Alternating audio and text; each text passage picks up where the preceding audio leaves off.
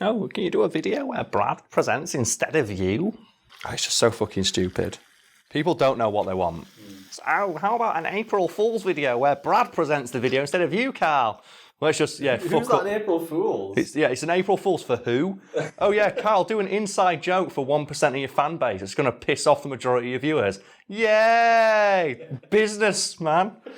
God, people are stupid. Let's continue. Basketball is a sport dominated by men I could diplomatically describe as refrigerator-shaped. A fact that can be largely attributed to one man, George Mikan, a player so dominant that when opposing teams got the ball, they just stopped playing.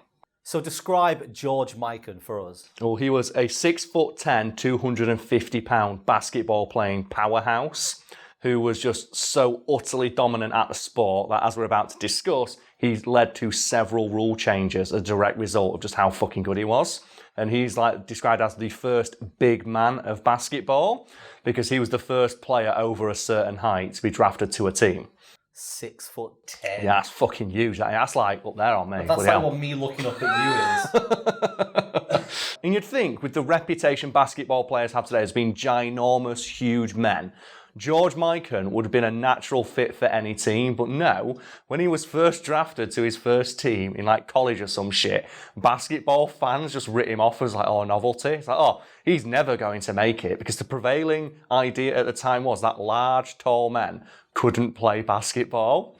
Just think about that for a moment. I think even like the shortest people in like the NBA are like 6'2", 6'4". Like there are outliers, of course, but the vast majority of all basketball players are over a certain height. I think there's a statistic that says if you are over 7 foot tall in the United States, there's like a 50% chance you will go on to play for the NBA. Because even if you're not that good at basketball, your height is just such an advantage over everybody else. It's like in soccer with Peter Crouch. Yes. He was, if people don't know Peter Crouch, he is just a weird, tall, gangly, lanky as balls. Yeah, he's a weird, gangly ladder man. And they kept people made fun of him because like his all around ability wasn't like astonishing, but he was so tall that whenever you put a cross in, it's like just aim for Peter's head. Yeah, and they combined. I think Stoke City managed to get in Peter Crouch, and they had Rory Delap, who we've talked about before, who was a player. Again, he wasn't that great, but he had amazing throw-ins. And it was so accurate, you could just throw it straight to Peter Crouch and head it straight in. But just think about this for a moment though, Brad. Basketball is a sport about putting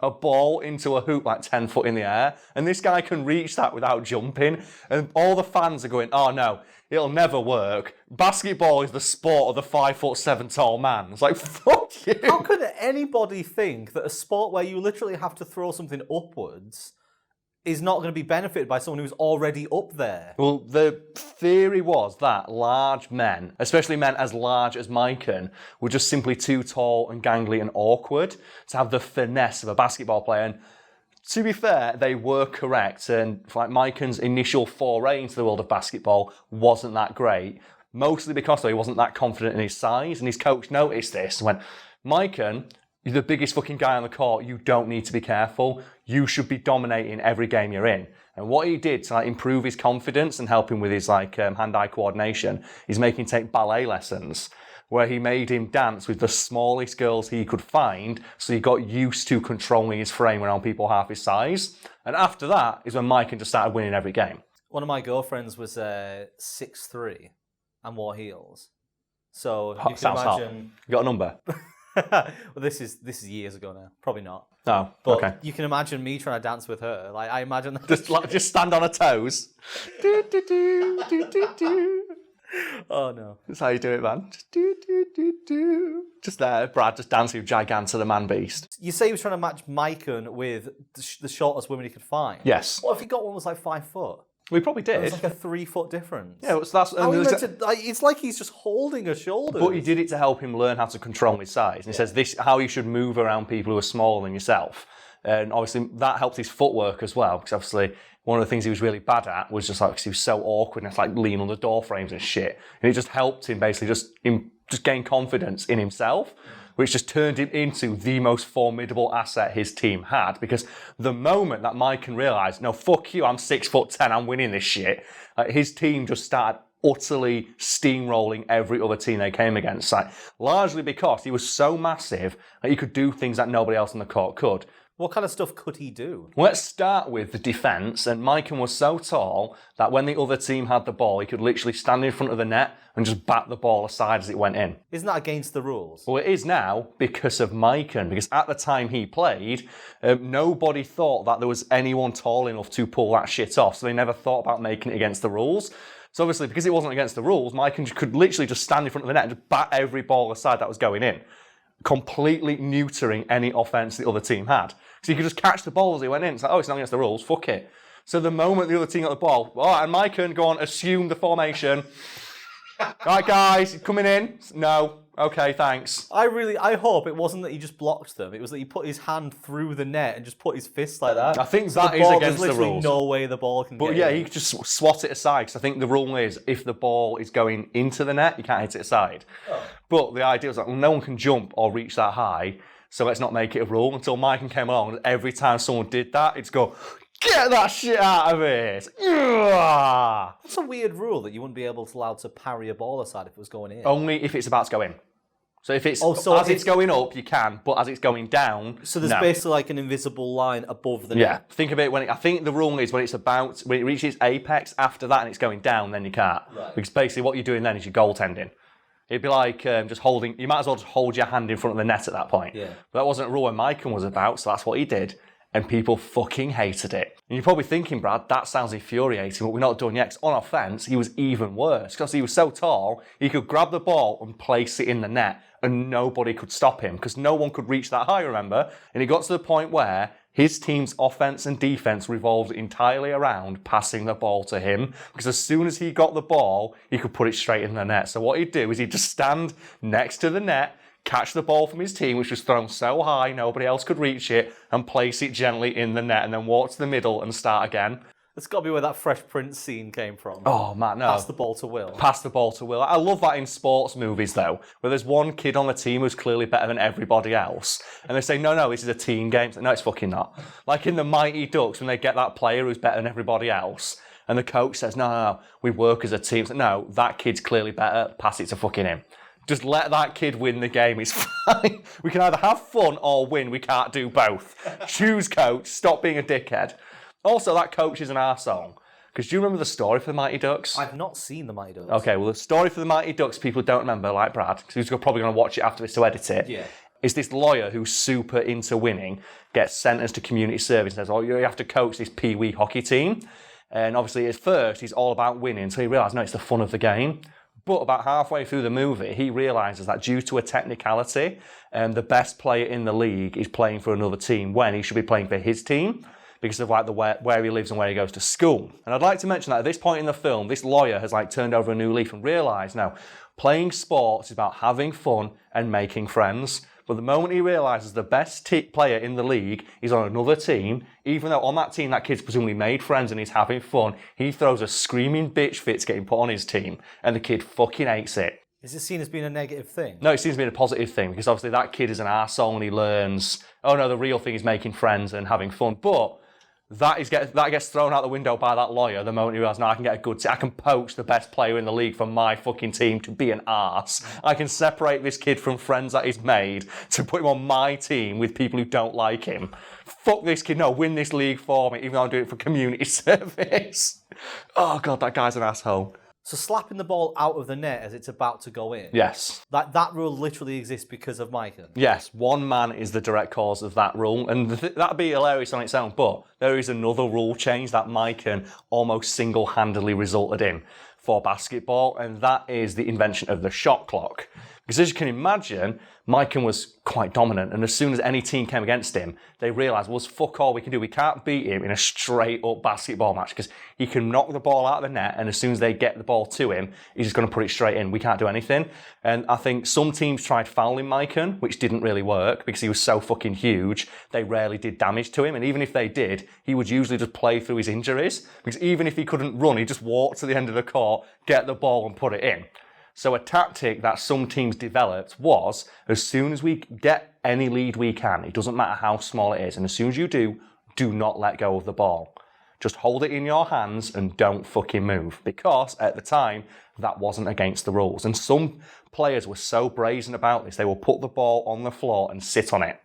Because they knew that the only way for the other team to get the ball and pass it to Mikan would be to foul them, putting their team at a disadvantage. How was that not a rule beforehand? Again, it's similar to the one of like Mikan hitting the ball out of the net. No officials thought that any player would be brazen enough to just sit on the ball and not move. Because they thought, well, obviously you're always going to want to keep playing. They didn't foresee that in the future there would be a player so dominant that the only way something new to his offence would be to just sit on the ball and stop the game altogether. And it fucking worked. And games that had Mikan in them were noted as being some of the dullest ever seen in a sport, because all that would happen was the opposing team would get one shot, score, and then not move for the rest of the fucking game. With that as well, I'm surprised that taller players became a thing. Because you would think, oh, no one's going to want to watch our games if there's someone tall on one team, because everyone will just do that in response. Well, that's what happened, yeah. That's what the officials were worried about. They thought, well, this is resulting in some really boring games. Like, crowds will just incessantly boo and leave the game early, but obviously the team doesn't care as long as they get the win. Anything for the win. Yeah. And they said, well, we need to put a stop to this now because we risk losing viewership for these sports. We risk killing basketball if we allow this to continue. So they implemented the shot clock, which means that once you've got your hands on the ball, you only have a set amount of time you have to pass it or take a shot. So obviously to keep the flow of games going. But again, that rule was put in place directly because of George fucking Mikan, because he was that good. I can't help but picture Mikan on his team as looking like the Fellowship in The Hobbit, with Gandalf taller than all the other people. Well, that's what he was. He was in most cases a clear foot taller than everybody else on the court. Because I said he was the first big man of basketball. No one else thought that a tall man could play basketball, and they soon fucking learned their lesson when Mikan swaggered in with his dick hanging out and just started scoring like 50 points a game. But the idea that this guy was so good, they changed the rules to stop him from being so good. It's just fucking unbelievable. Oh, man. But I wish I could just go back in time and see that first game when you see like all fucking 6'10" of Mikan walk onto the court and the opposing team of like people who are like 5'6", 5'7", laughing at him going, he could never play basketball. This is the sport of the short man. Go back to fucking, like, what sport would the guy play? Go back to the high jump or some shit like that. And they just stand there and they watch as he gets the ball, strides over the court in 3 steps and just puts it into the net and starts celebrating like a jackass. Have you seen How I Met Your Mother? I've seen bits of it, yes. There's a particular game in that where Marshall's trying to coach a basketball team of kids, and because obviously the story's been told by Ted in the future, he says that the way Marshall describes it, it looks like this, and the opposing team turns into all gigantic 6-foot men playing against these tiny little children. I'm thinking like that. And it got even better because Mikan's coach eventually realised, like, we have got the singular most useful asset of any team in the league. Our entire game plan is going to revolve around this one man, even if he's injured. Because even when Mikan was injured by opposing players like tackling him, he could still do better than 90% of the play because he was just that big. There's nothing he could do. It doesn't matter if he's got a broken leg. He can just walk on. He can still stand next to the net and hit the balls away. Yeah, also because you can just throw the ball upwards towards him and no one's going to be able to stop it because he can just reach his arms. Yeah, exactly. Up. And as well, remember, the rules about not moving counted for him as well. So if he picked up the ball and just held it, no one could stop him and no one could get the ball back. Like you do to like your little brother or sister where you hold something in the air and he could have, if he wanted to, he could have realistically just done that and no one could have fucking stopped him. Obviously, he liked playing the game and his coach said, no, win. Dunk on them, Mikan. Do it. Do the dunks. And he did, and he won. And people got so mad salt that they changed the rules to stop him. Fucking yes. Because that is a legacy. So the idea that just sitting on the ball wasn't against the rules. Oh, yeah. Until, obviously, there was a reason to sort of bring that rule in. I'm trying to think, what are the rules in sports, like, that obviously seem obvious, do you reckon didn't exist? And can you think of what scenario might have created them? I think there's a couple in American football, but I don't really know that much about the game to be able to describe them in that much detail. I think that the forward pass was introduced by Teddy Roosevelt because people kept dying. Like, literally, people were like getting tackled so hard they died. So Teddy Roosevelt stepped in and went, fucking put the forward pass in. It's too dangerous. Or, there's a story about something like that. I'm talking about a rule where, like, we can theorise on something so stupid that would have brought it in. Like the idea of, in soccer, not being able to pick up the ball. Well, that used to be a thing. The origins of football, it was big games with a pig's bladder between towns. Yeah. And the idea was you just pick up the ball and run. And you've got to try and get into the opposing town's town centre or something. So you did be able to, and obviously evolved over time. But one that I do know about is in the the pole vault.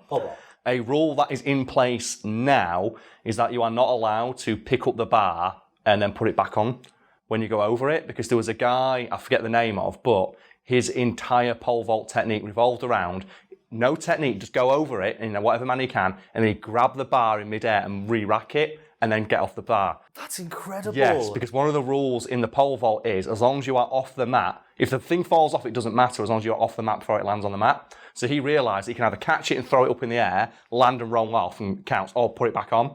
And his entire game plan revolves around. Now that's against the rules. You can hit it, but you're not allowed to deliberately touch it and put it back on. There was another guy in the pole vault again, where the world record for getting it is you get like a $10,000-$20,000 pound bonus. So what one guy did is, instead of breaking it by like 10 centimetres, when he realised he could, he broke it by 1 centimetre, and then a couple of weeks later broke it by another centimetre, and then another centimetre, and then another centimetre, so you could keep getting the bonus. That's also really He cool. realised, okay, I can do it by about this much, so if I just incrementally beat the record, I'll get the bonus every single time, which is fucking awesome. And another one I do know is a guy called, it's something Faustin. He was a Spanish guy, I believe it was, because he invented a javelin throwing technique where he would soap up his hands and he would spin and throw the javelin. Which sounds stupid because it fucking was. It was really dangerous because half the time the javelin would fly off into the crowd. But he broke the world record by about 40 metres one year because his technique was so ridiculous, and he got like the full round, well basically he threw it like a discus. Yeah. And then because his hands was all soapy, it just slid straight out of his hands when he let go. And they banned that technique immediately and discounted his record, even though he broke the world record, because they said, if people do that, it will go into the crowd. Someone's getting a javelin through the forehead. And I think they redesigned the javelin so it couldn't be thrown as far, because people were doing techniques like that, and they said, we can't build stadiums big enough to stop people doing this. So they redesigned the javelin, so that means the javelin world record will likely now never be broken, because the way it's designed, it's only designed to go a certain distance. But that guy just went, no, fuck it. And imagine the first time he walked up to the plate. Oh, I've got this new technique. Okay. Spins around with the thing and throws it into the crowd. Look, that's dangerous as shit, that, isn't it? Oh, man, that's a good one. So these are all... They're all real ones. Yeah, I'm trying to think of like... The things I have in mind are like darts. To play darts, you have to stand a certain distance away from the... Imagine if that rule wasn't in place. They were like, no one's going to walk in front of the line. And then one guy just walks up and goes... Well, no, I know in darts that as long as your foot's behind the line, you can do whatever you want. And there are very, very tall people who just do this. Because that's what I do when I play darts, because I'm so much taller than my friends who play it. Because I'm not very good, and they are. But I can just go, and I'm basically an extra 3 foot closer to the board. And that's not against the rules. Your feet have to be on the ground. As long as your foot is on the ground, yeah. Same in snooker, where I think, or pool, where 1 foot has to be on the ground. But once it's on, you can do whatever you want. But imagine if the darts one, they were like, oh no, we can't have people walking forwards. Your feet have to be behind the line. So one guy lies on a table, puts his feet behind and just throws them like that. I think that is against the rules. That's using an outside object. Right. There's a lot of ways you can like circumvent them in a kind of legal way. I think there's a guy in NASCAR who was famous for this, where they were told you can only fill up your tank by a certain amount. So what he did is he put I think it's a dodgeball in his car engine. And so he could fill up this certain amount, but then he'd deflate the dodgeball after he'd filled up and put more in. Which I thought was a good one, because then he found out he could put more fuel in his car so he can drive for further. It's like, fucking yes, mate. Legend. Or all those people, I think in Formula 1, did you ever see this? No. And there was a rule introduced in Formula 1 where you had to have enough fuel in your car to go around to finish the course. And there were some cars that year when that rule came in place that just stopped halfway round, because what manufacturers were doing is making it so their cars would only hold enough fuel for like 10 laps in a 30-lap race because it was lighter, which meant they'd get faster times. And if they worked out, it would save more time to just refill the tanks. They can refill tanks in like 5 seconds in that and keep driving.